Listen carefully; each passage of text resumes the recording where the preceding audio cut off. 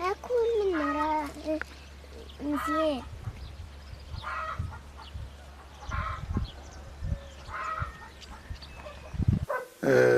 هذا الموسم الفلاحي طبعا ننطلق في ظروف شويه صعبه.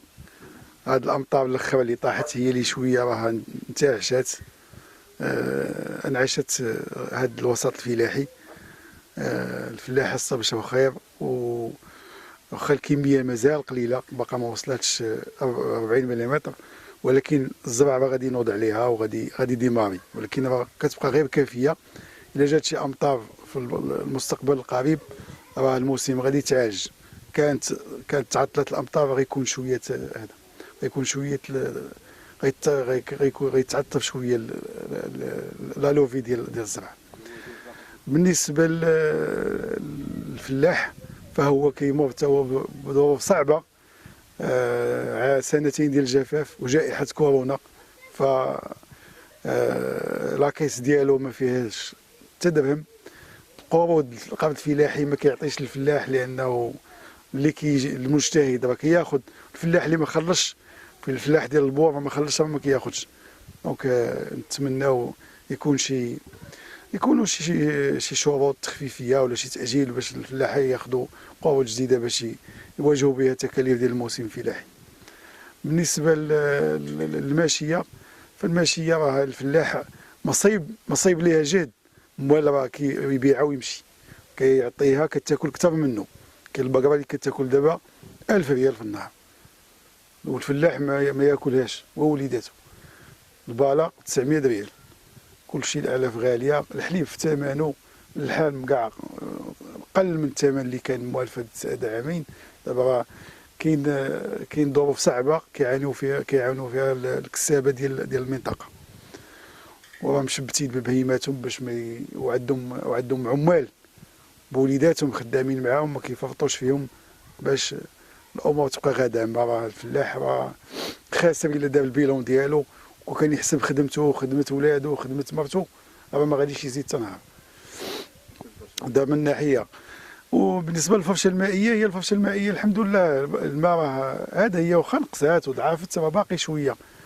وحنا والفلاحه راه اجتهدوا وداروا ملفات ديال سميتو ديال التسويه الوضعيه، لان كاين اباء قدام وخلاوهم والديهم كيفلحوا كيديروا الخضره. وكاين واحد الصراع مع الساكنه، تيقول لهم الماء، الخضاره اللي كيخدموا بالبيئه بزاف تيقول لهم ديتوا لينا الماء.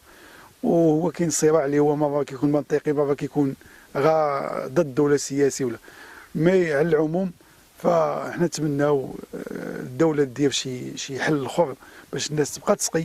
يجيبوا الماء من شي بحال هذاك الدراسه اللي دايرين ديال يجيبوا الماء من الشمال، الشاويه ولا تسعيد وهذا، وتستافد المنطقه ديالنا. هذا حل، والحل غيجي من عند سيدي ربي ان شاء الله. تصب شي شتا مزيان وينتعشوا الفرشه المائيه وانتعش الفلاحه ديال المنطقه. السلام عليكم. انا حماني رشيد، عميل في الفلاحه. احنا بالنسبه لنا فرحانين بهذه الامطار الخير اللي طاحت في هذا الاسبوع. الناس كاع فرحات، الناس ناضت ليه، كان باقي ما حارتش دابا حرات. ايوا الحمد لله الحمد لله. لا. بسم الله الرحمن الرحيم. بوكريزية أحمد، رئيس التنسيقية الجهوية لمنتجي الحليب واللحوم الحمراء والمنتوجات الفلاحية بجهة الدار البيضاء سطات. التساقطات المطرية الأخيرة بالمنطقة عندنا مدينة برشيد تتعدى 9 ملم، ما بين 9 و 11 ملم بعض الجهات. تساقطات متأخرة شوية، لأن السنة الفلاحية كنعرفوا بأنها كتجيب أمطار مسبقة في شهر 10 وفي شهر 11، وكتكون انتعاش ديال الكسابة ديال الحيوانات اللي كتصيب تاكل الأغنام والأبقار. كتكون شوية ديال الربيع في شهر 10 وفي شهر 11 كتخفف شوية الصائر على الفلاح، إلا أن التساقطات المتأخرة عرف الفلاح عدة صوائر كثيرة، ومنها ارتفاع الأعلاف بشكل مفاجئ. هاد الصوائر أثقلت كاهل الفلاح في هاد الشهرين. والتساقطات المطرية 9 ملم و10 خاصنا تكون عندنا أكثر في هاد المرحلة ديال شهر 12. خصنا على الأقل تكون عندنا فوق 140 و 150، والسنة كلها خصها تعرف واحد التساقطات ديال ما بين 300 و 350 ملم باش يكون عندنا موسم فلاحي جيد.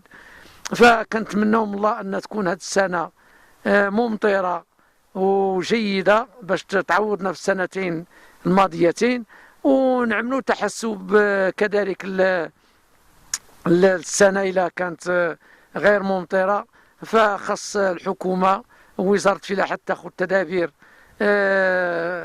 السنة الماجية إلى لا قدر الله وما كانش أمطار كثيرة. فلا بد ما نفكروا من هذا، العلم لله. وكذلك كنطلبوا من السيد الوزير أن تكون انتقال ديال الجهوية، باش كل جهة تعمل في الميدان ديالها، كل مديرية جهوية تباشر الفلاحة، ولا داعي لهذه الفيدراليات البيمهنية اللي ما عطاش أكلة ديالها. فاحنا عندنا ثقة كاملة في الموظفين ديال وزارة الفلاحة، وخاص حتى وزير الفلاحة حتى هو يعمل الثقة ديالو في الموظفين ديالو، راه قادرين يسيروا مع الفلاحة.